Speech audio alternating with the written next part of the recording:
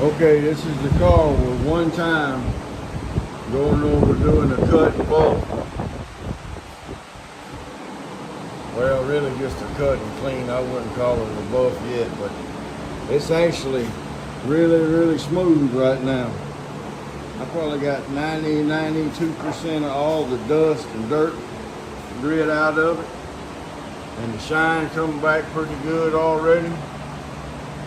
So all I got to do now is go 2 more steps to the final polishing, and it should be good to go. I think it's going to come out pretty good considering the problems I had with the dust to start with.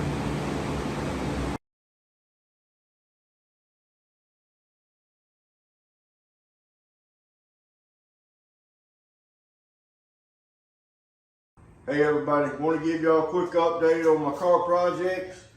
I already made a little slideshow when we did the 1980 Trans Am.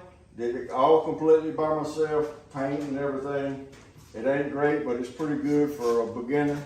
Now, I built a 1977 Trans Am, and I did everything on it by myself, from the ground up. Now, on the 77, I got a Harley EL5 fuel injected system on it and a lot of dress up stuff on the motor. But on the 1980, it's carbureted. Both engines are the same. This one was for my wife. This one's gonna be mine. And now we get through with all the work except for a few little touch-ups I got to do, but we're ready to give her a first start. So y'all stay tuned.